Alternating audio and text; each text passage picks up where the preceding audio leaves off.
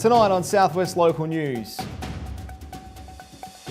Sheep fencing draws large crowds in Hamilton. Journalist Chris Ullman hosts a lecture in regional Victoria.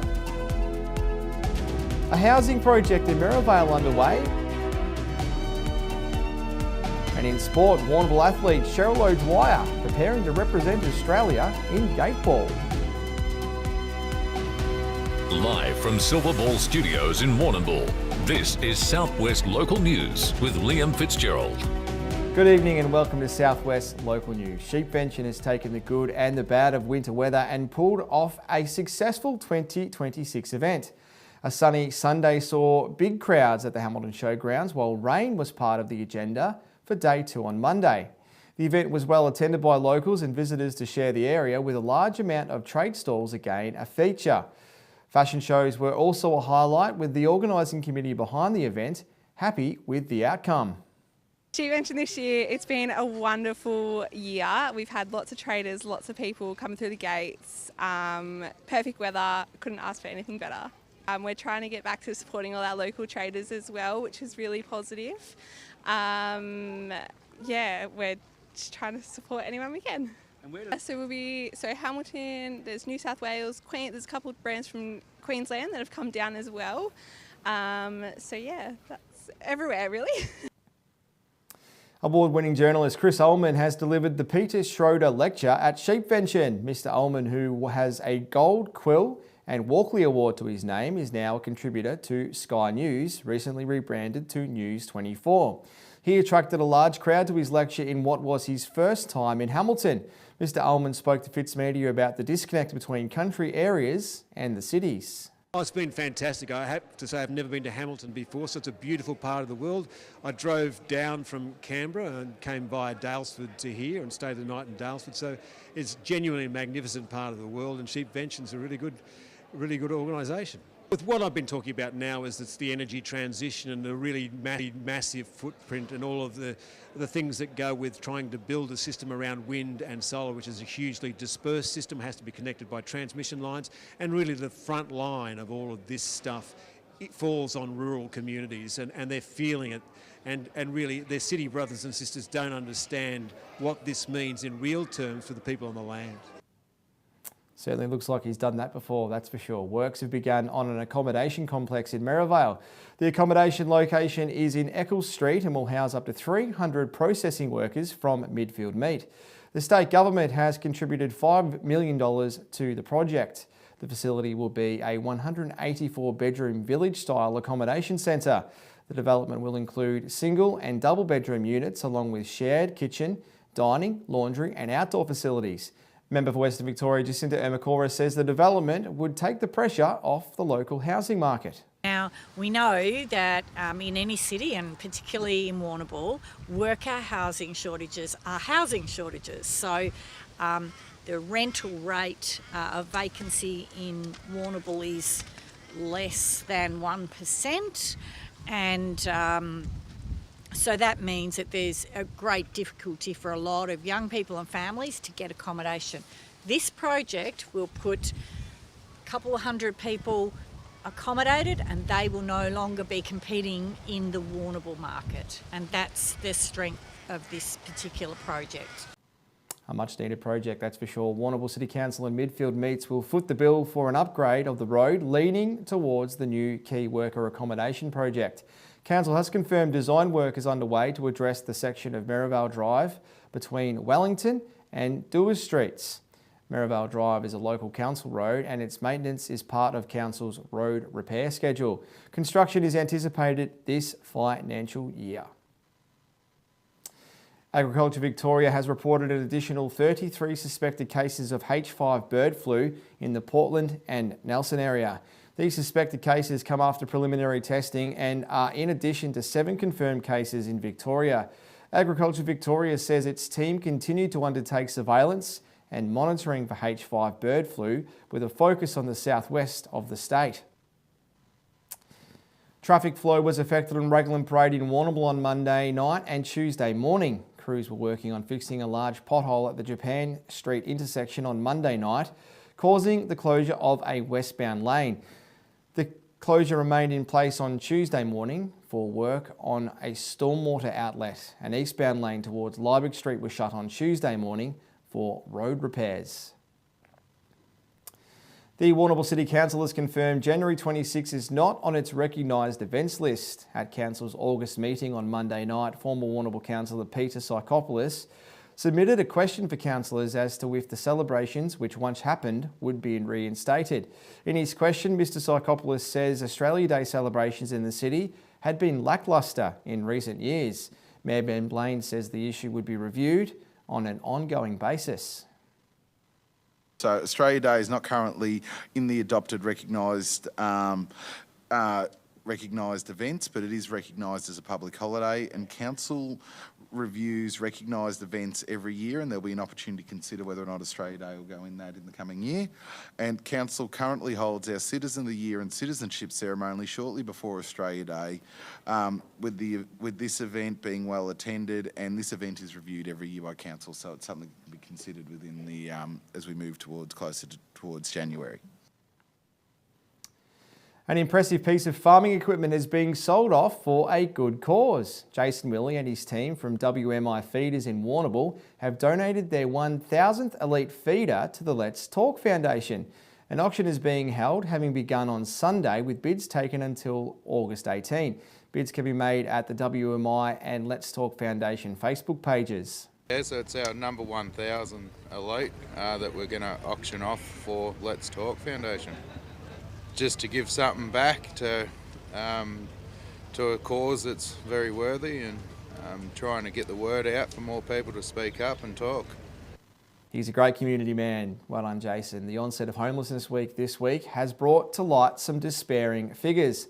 Latest data from the Salvation Army shows that more than 122,000 people are now experiencing homelessness across Australia. The crisis has kept the Salvos busy, with 289,000 people seeking their support in the past year, and nearly 169,000 households remain on public housing wait lists nationwide. This data was gleaned from the Salvation Army's 2026 Red Shield report. Southwest Healthcare has opened a dedicated public menopause clinic at Warrnambool Base Hospital, giving women across the southwest free access to specialist menopause care. The clinic begins accepting GP referrals from Monday. Funded through the Victorian Government's Women's Health Clinics program, the clinic brings a multidisciplinary team together under one roof. The team includes gynaecologist and clinical director Dr. Rosie Buchanan and midwife and nurse specialist Sarah Polner, supported by a physiotherapist, a social worker, and Southwest Healthcare's dietitians and continence nurse. The clinic will be located on level 4 of the Women's Health Service at the Warrnambool Base Hospital. An important news service. That's all in general news. After the break, back with some sport news before we wrap up the bulletin with some weather. Back soon.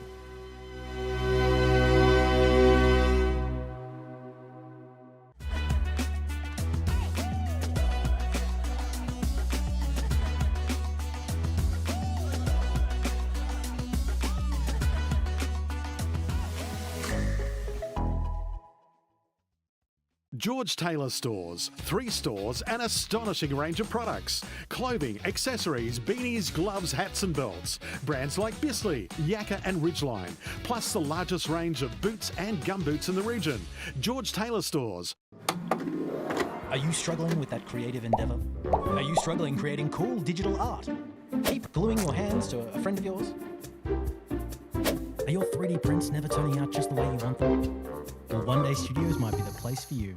Your one-stop shop for learning, creating and turning your ideas into a reality. You can have access to everything One Day Studios has to offer. Professional heat press equipment, 3D printers ready for your next design, high-quality cameras and lighting setup. Whether you're brand new or an experienced maker, start creating with One Day Studios. Through the race and out onto the arena, here is the toss. Tom gets the first possession, quick pass to Brett, drops the sitter, play on down the corridor, a cracking effort by Sam. Down the line to Tim with a sizzler, a turnover from Michael. Rachel gets it back, a chip kick to Charlotte, shakes off the tackle, back down the line to Sam, stacks on the mill, but he gets it out to Brett, he spins and bags a goal. Kerman's Hamburgers for the win, a fan favourite since '49. B&B Furniture Plus now stock a range of adjustable beds. They have mobility aids to help you live your life to the fullest and lift chairs for the best in comfort. B&B Furniture Plus is locally owned at 203 Lava Street, Warrnambool. Tonight's sport is proudly brought to you by Nutrient Ag Solutions, Warrnambool and Timboon. Getting the most out of your farm. Contact the team today. Welcome back. First, making news in sport, Warrnambool athlete Cheryl O'Dwyer is preparing for national duties. O'Dwyer has been selected to represent Australia at Gateball. She will be part of the Aussie team to compete at the Asia Pacific Championship in Taiwan in September.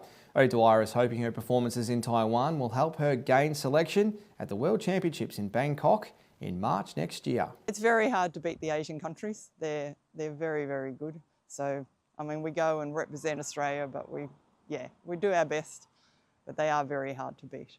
Yeah. Well, Gateball's got the problem of nobody knows about it, which is, it's very quiet. There's not many players down here in Victoria. It's very big in Queensland, and many clubs play up in Queensland. So that's basically our biggest problem at the moment, is just getting it out there for people to know about it.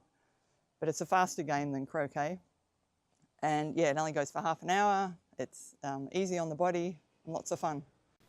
Fantastic achievement. Clubs in the Warrnambool and District League have the chance to have one of their own rewarded. The league is asking clubs to make a nomination for its Above and Beyond Club Person of the Year award. The award has been struck to honour a volunteer who has put in the extra yards around the club. Nominations can be made with the league and close on August 21st. Comfortable wins were the order of the day on the opening weekend of the Hampden League Under-14s finals on Sunday. Terang Mortlake were 23-point victors over the North Warrnambool Eagles in the elimination final at Camperdown. In the qualifying final, a dominant South Warrnambool was too good for the Hamilton Kangaroos. The Roosters won by 43 points with 15 scoring shots to the Kangaroos 2. The Roosters will now play Warrnambool in the second semi-final at Terang this Sunday. The Kangaroos will play the Bloods in the first semi-final. Hard to believe it's finals already. The favourites got home in the opening round of the Hampden League Junior Football Finals on Sunday. The North Warrnambool Eagles finished second on the ladder and lived up to its ranking, defeating third place Warrnambool by 15 points in the qualifying final. In the elimination final, Camperdown was big winners over Koroit, with the Magpies having won 2 more home and away games than the Saints. This Sunday's games will have the Eagles taking on South Warrnambool in the second semi and Camperdown facing Warrnambool in the first semi. And that's all in midweek sport today. Partly cloudy in Warrnambool with sun breaking through for most of the day, but temperatures still sitting down around the cool 13 degrees for the day. After the break, I'll return with the full 3-day forecast. Back soon.